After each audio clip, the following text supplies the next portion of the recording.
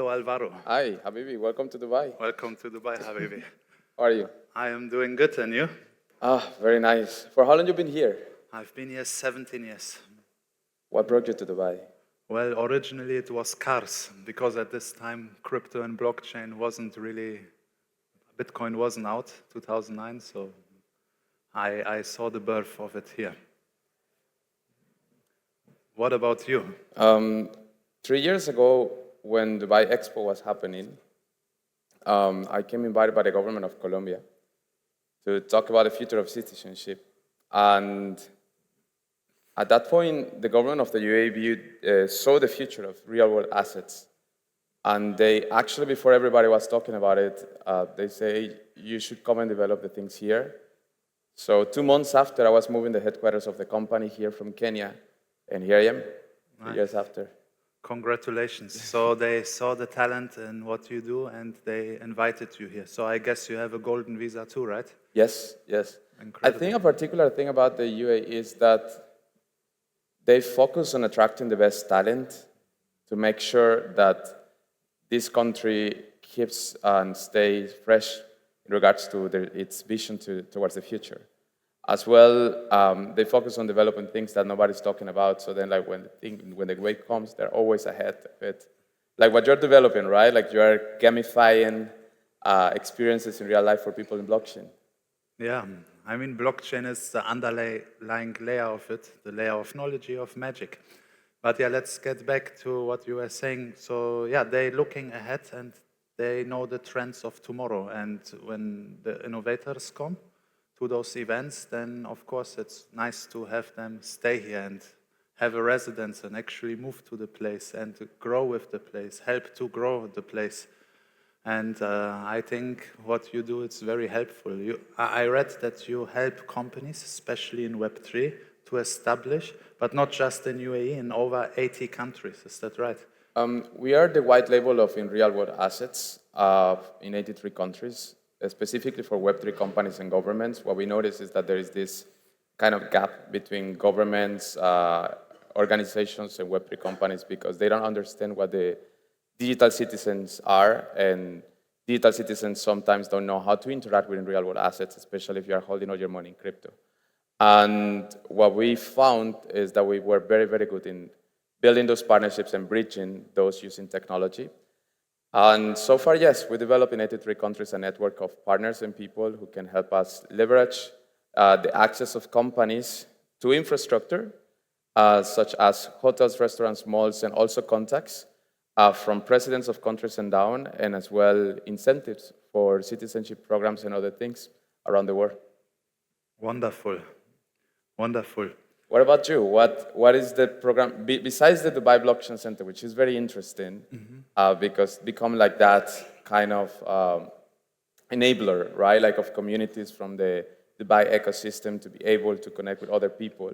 Besides that, you have a very cool project that helps Web3 companies gamify real-life experiences. Correct.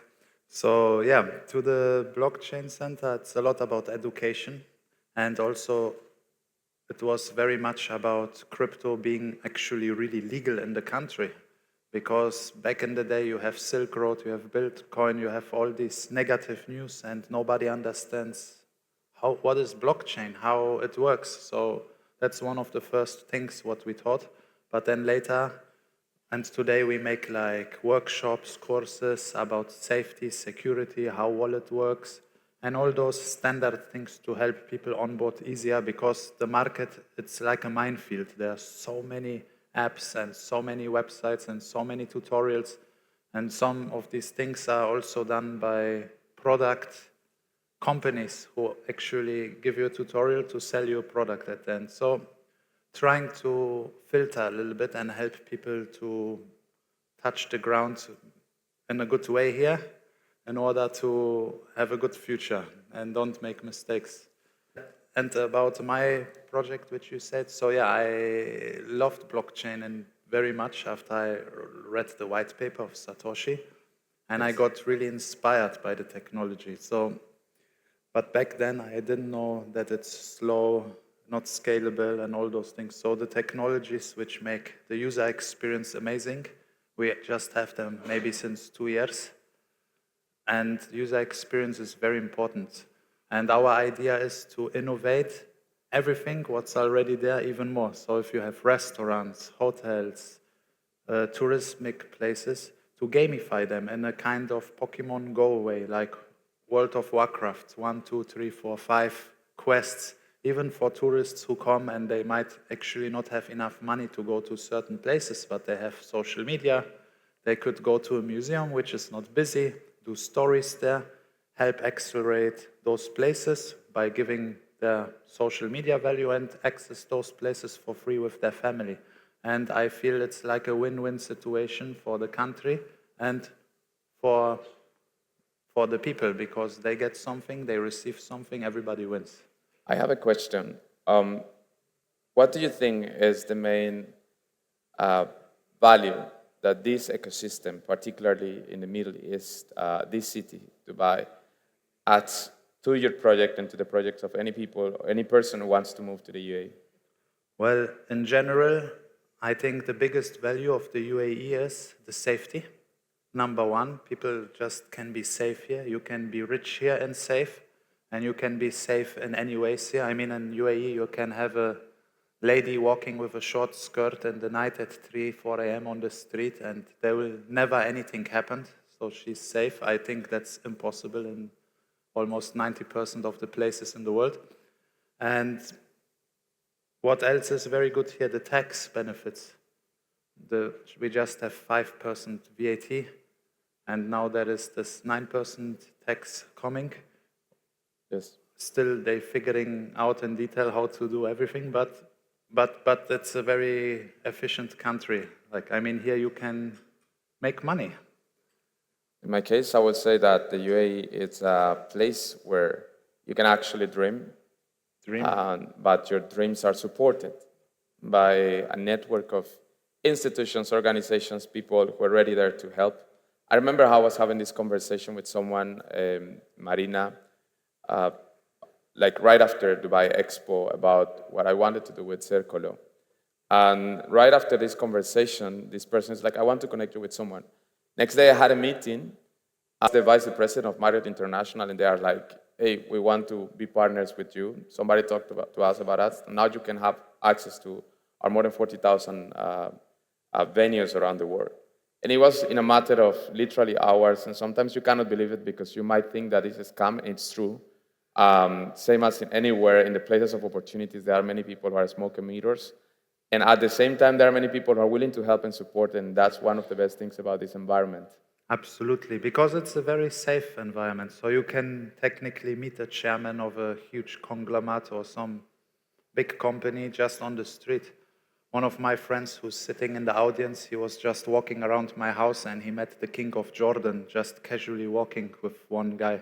So that's the safety part, and the opportunity part is great here. I mean, you can really do things fast, but also things can go wrong. That's why it's good to build a network, connect with some people who are in the game, who do some stuff, and ask questions. That's important. As a Dubai Blockchain Center, what is that thing that if you are coming, you are new in the city, let's imagine that I'm new in Dubai.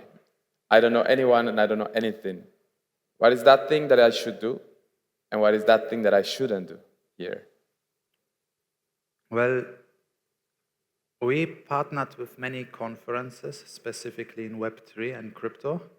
So I feel that those conferences are perhaps more safe to attend, because also I saw some conferences here which are like almost meme coin conferences, which I don't recommend for newcomers. But I feel these, like Cosmoverse, of course, is supported by us, but I feel these are the places, the recommendations. I mean, I would recommend to go to some restaurants just to have some good food. There's some classic places for everybody who's here. There's one close by, it's called Special Study. It's an Iranian restaurant, but it's very great, classic. So everyone who goes there usually one time, he will go there last day before he leaves Dubai automatically because it's so good. But technically, I think to be aware and check out the website on the newest updates, the next conferences which are coming, and It's a huge playground here where dreams are possible to realize. Why I should avoid doing? Sorry. What should I avoid doing? Avoid. Well, avoid doing well in networking. It could happen that you meet a lot of very interesting people who overpromise things and they say how extremely easy. So it's good to not close deals also too fast and to make background checks on people and really check their social state, Google them and try to learn more, because at the end of the day, there are a lot of wolf in the sheep body also here, and everywhere it's dangerous a bit. But you have to be a bit clever and street smart and just ask the right questions. I feel one thing to avoid here is really not always to believe everything immediately, because a lot of people also, they exaggerate, I figured out. Even if they are a millionaire, they make themselves almost like a billionaire. And there's a lot of exaggeration, but smart people, they will know when they talk, they will have a feeling and a vibe. I would say the same. Don't like avoid being fooled by people who are like promising you that they are connected to the sheikh. At some point when I just arrived in Dubai, everybody was connected to everybody. Correct. And they would say, I'm friends with them, I'm hanging out, I'm doing this, I'm doing that. And of course, if you are new in a city, if you are not used to so much abundance and so many things going on at the same time and how easy things are here, you might get fooled by this type of narrative. Yes. But it's good to find your place and to find the best community in the world that is the real community in the UAE, where you can connect with people, where you can like interact with everybody. In the UAE, everybody is super friendly. People are surprisingly very accessible.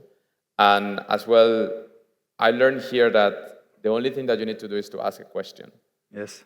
Ask the question, they will take you to the right people and things will happen here. Exactly. It's almost like the genie in the bottle, just that it not always works out. But in general, what you say is very true, especially the thing with the royals and the sheikhs, because there are so many of them.